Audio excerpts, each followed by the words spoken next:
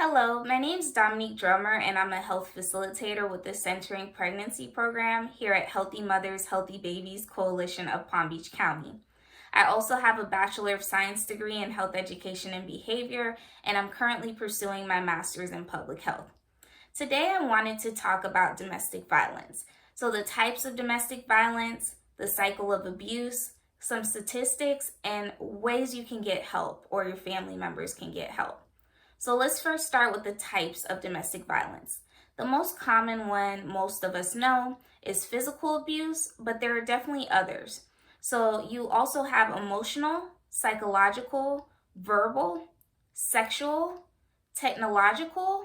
Technological is where they have to have all your passwords to your social media. They have to have access to your phone. They're monitoring what you like, who you follow, email accounts. They have to have access to things of that nature.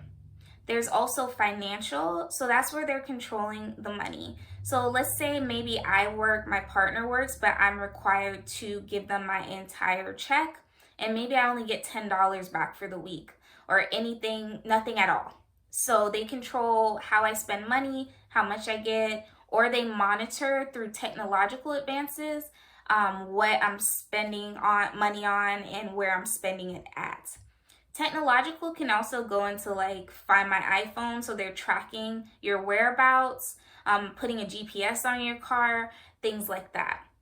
There's also one that a lot of people don't know of, and that's spiritual domestic violence. And what that is your partner forces you to practice a spiritual belief or religious practice against your will. So something you don't believe in, you don't want to practice, but you're being forced to do so. Those are all types of domestic violence. Now let's move on to the cycle of abuse. So at first it starts with increased anger, maybe there's some tension, some blaming, arguing. Then that escalates to an actual incident. So whether that be verbal abuse, sexual abuse, or physical abuse. Then after that, it goes into what I like to call the honeymoon period, where there's denials that it even happened. It may be excuses, apologies, I'll never do it again. I'll go get therapy, I promise it will be okay.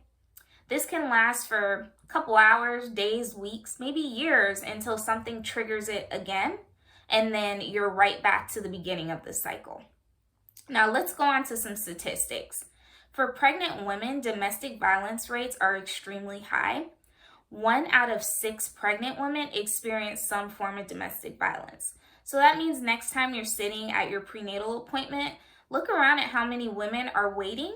And if there's at least 12 women, 2 of them have experienced some form of domestic violence.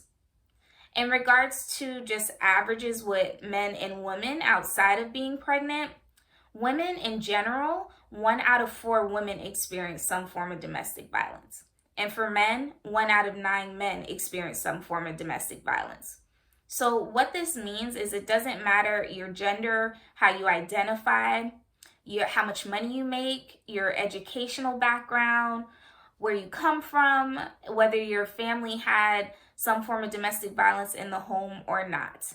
Literally, domestic violence can occur to any and everyone, especially when they least suspect it. Of course, there are signs and symptoms that your partner may be at risk of causing domestic violence against you, but a lot of the time, victims don't even realize that. And by the time an incident happens, it's painful. You may go through the cycle of abuse, and it's hard to tell people that you need help or you're scared to get help.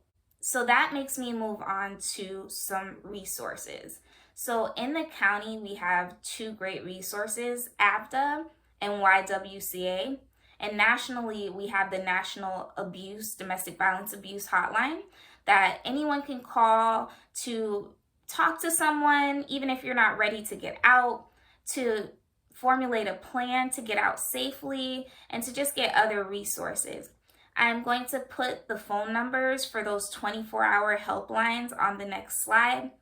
If you're interested in learning more information about your pregnancy or receiving education, please consider joining Centering Pregnancy. We offer it in English, Spanish, and Creole. I'll also have that information of how you can contact us about that on the next slide.